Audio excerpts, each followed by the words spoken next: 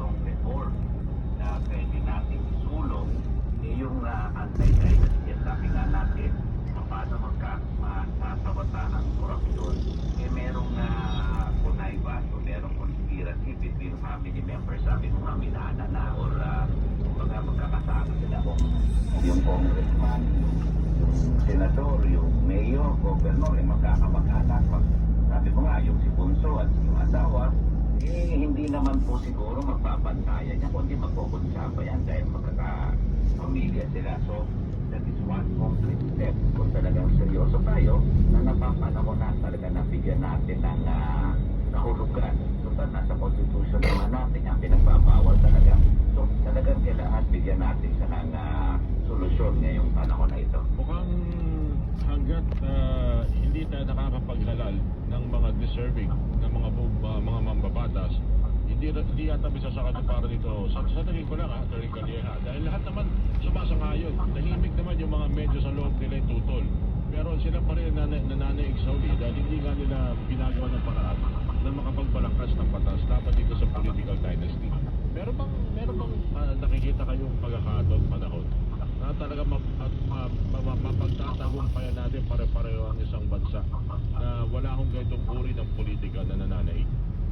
Ang magandang nakikita ko ngayon is that even sa House o sa Kongreso, ang namunguna at nagsabi na isusulong ito si Speaker D. mismo, number 1. At sa Senado, mukhang maraming sumasama dun sa Senate bill na pinahid ni Senator Lisa at marami siyang sumusuporta sa kanyang panutada.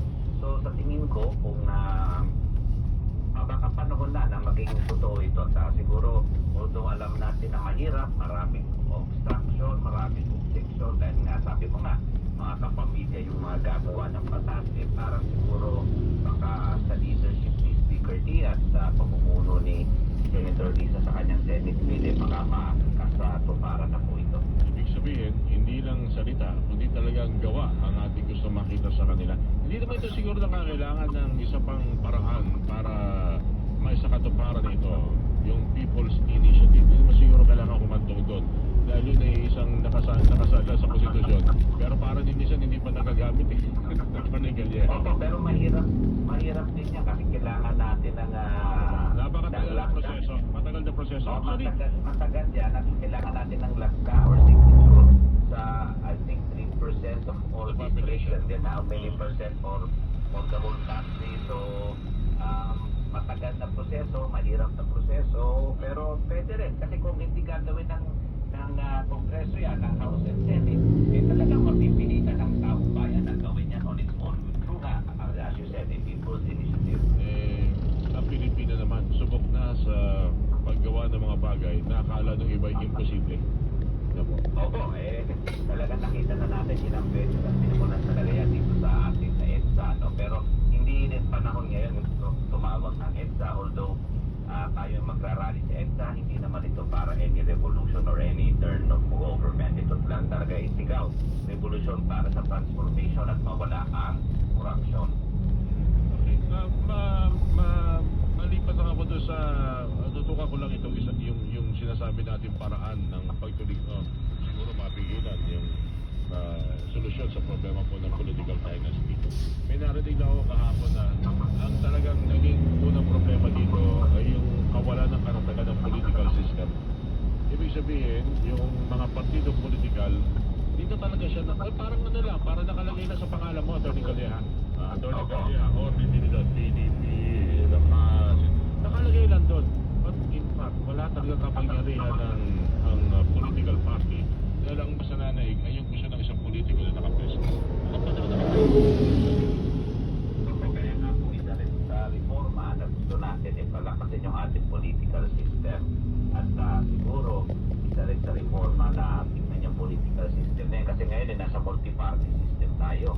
Kaya nga sinabi mo parang walang halaga yung partido. Kasi kung ayaw mo sa partido, gumawa ka lang ng sarili mong partido, pwede ka lang tumakbo ulit. Di ba? Alam mo naman yan, Orly. Di ba?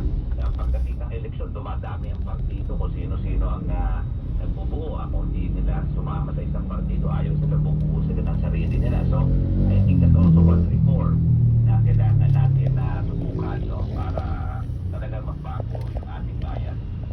At ang partido mamimili kung sino yung karapat-dapat na ilaban nila sa halalan at kung sakasakaling manalo, ayun talagang adikain at yung goal o yung prinsipyo ng partido mananaig, hindi yung personal o pampamilyang ideolohiya. Buti sana, kaya po kailangan lakasan natin yung ating party system at siguro isa na rin yung revisitahin natin yung party list system kung talaga ba kailangan yan, kailangan ayusin, kailangan pasukin. So marami po tayong kailangan tignan. Alam mo naman yan, Orly, maraming problema na tayong nahaharap. Pero sa tingin ko, siyempre ang pinaka-importante ngayon yun nga, yung one of them is yung anti-dynasty. Number one is yung meron sinusulong na ngayon na I think napasa na o malapit na mapasa sa House at sa Senate yung People's Commission para tutukan itong mga infrastructure camp na ito. So kung yan ay